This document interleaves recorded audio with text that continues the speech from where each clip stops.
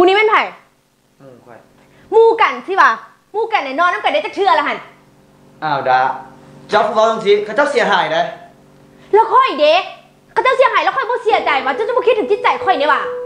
ค่อยบ่ได้มีอย่างกับเขาเจ้าไปเอาหลักฐานที่ใส่มาเจ้าเบาโลเลวสิก็ค่อยพูดสดาซั่วๆของเจ้าเด็กอยู่น้ำไผ่เจ้าก็กินน้ำคนนั้นเบิดแหละจะอยากกินน้ำมันแห้งว่ะไปเลยไหมไปอยู่น้ำมันเลยไปนอนน้ำมันเลยอ้าวเจ้าเอาสิน้ำมันบดฮึกได้ไว้ใจเขาเลยไหมอยู่ด้วยกันมาจากเดือนจากปีแล้วเฮ็ดจังซี่มันบดฮึกได้เจ้าค่ะเขาจะเป็นจังซี่น่ะบ่ต้องรบกันมันน่าจะเว้ากันซะเดี๋ยว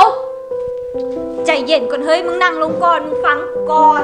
มึงเห็นแล้วตีไม่เห็นจังเด็กกับกูน่ะกูเมื่อยกูโคตรเบื่อเลยตอนนี้มันน่ะบ่เคยให้เกียรติกูคบน้ำกูเนี่ยยังไปกับผู้หญิงคนอื่น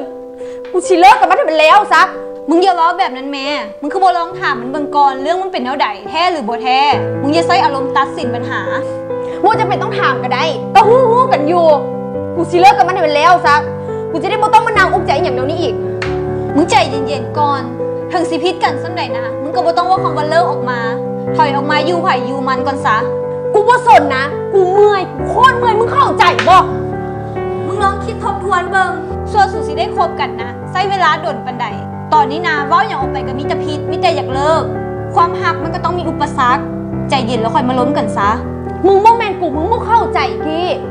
ถ้ามึงบอกเลิกมันไปแล้วมื้อต่อไปมึงคิดทบทวนเรื่องราวดีๆที่สุดเคยมีให้กัน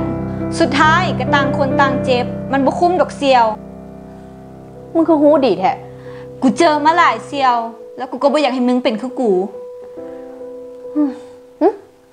มึงบ่เคยมีแฟนดิกี้แต่ว่ากูก็เบิ่งน้ำโตจริงแล้วก็เบิ่งน้ำละครแน่มันก็เลยมันก็คือกันหั่นแหละมึงใจเย็นๆก่อนเด้กูเสื่อมึงก็ได้ใจเย็นมึงนั่นมันก็กลับมา